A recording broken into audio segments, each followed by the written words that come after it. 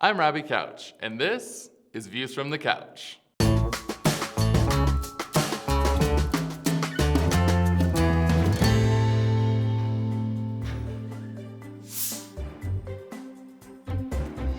Where are all the queers?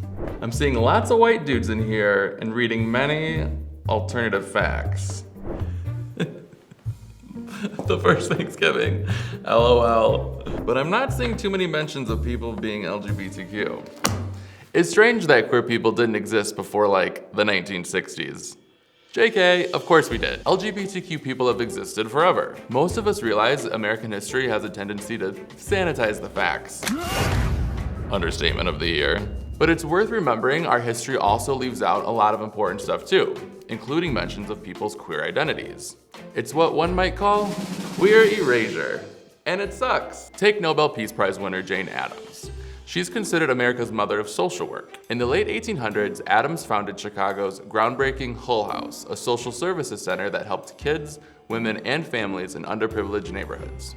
Historians who've studied her life believe Addams was in long-term romantic relationships with women.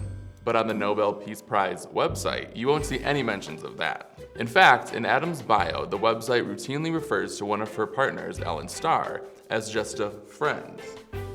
Curious.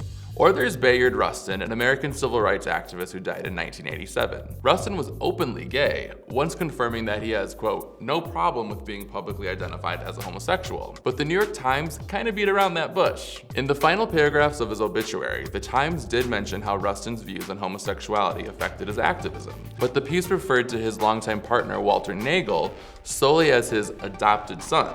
Can you not see the big gay elephant in the room, New York Times? Also, just FYI, adopting your partner was a way for LGBTQ couples to enjoy some legal benefits in the pre-marriage equality days. So Rustin adopting his boyfriend sounds a lot weirder on paper than it was in actuality. Sometimes queer erasure happens even when historians and biographers have the best intentions, though. How we see and categorize gender and sexuality as a culture is constantly changing, and terms like gay and lesbian and transgender and bisexual are relatively modern in the scope of US history. So if figures from different eras never came out using those specific labels, historians may be more hesitant to stamp a term on them retroactively, which in a way is understandable. It's a dilemma education officials in California had to parse through when the state became the first in the country to implement an LGBTQ history curriculum in their schools. Get it, Cali? If a person living in a different time, like say poet Walt Whitman or President James Buchanan, never officially come out as X, is it okay for us to label them X today? Like, if Trump never publicly self-identifies as a racist? I am the least racist person. Can we call him that in the history books? Judges?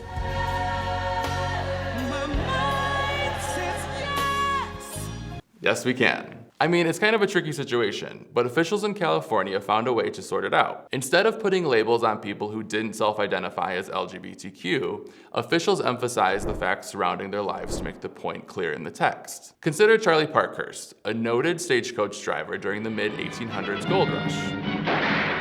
It's likely Charlie would have identified as transgender today, but to Charlie's credit, it was difficult to self-identify using a term that didn't even exist when he was alive. So in California's textbooks, students will read that Charlie was one of many Americans who, quote, chose to spend their lives as a different gender than the sex they were assigned at birth. This is a win-win, because historians aren't slapping modern labels onto people who can't technically consent to it from the grave.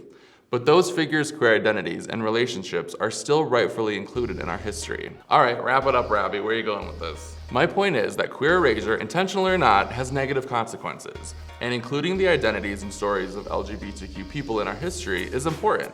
Here are 3 reasons why. For starters, representation. It makes a difference when LGBTQ students can see badass queer trailblazers making history in big ways. It says, hey, people like you helped us get to where we are today. Hell yeah. Secondly, including historical figures' queer identities helps normalize being LGBTQ. Like, yeah, Baron von Steuben is considered one of America's most influential military leaders, and there's a good chance we literally would have lost the Revolutionary War if it hadn't been for him. But also, he liked dudes. No big deal. Seriously, Google this guy. His story is wild. And thirdly, highlighting the contributions of LGBTQ people fights the bigoted, ass-backwards idea that being queer is some modern, perverse invention. Queerness is as old as humanity itself. LGBTQ people have been helping mold the trajectory of our world since its beginning, as scientists and athletes and politicians and activists, philosophers and artists, war heroes, and so much more. Our history needs to show that, because the queers aren't going anywhere. Is there an LGBTQ person you think has been erased in our history books? Let me know in the comments. And thanks for watching Views from the Couch. See you next time.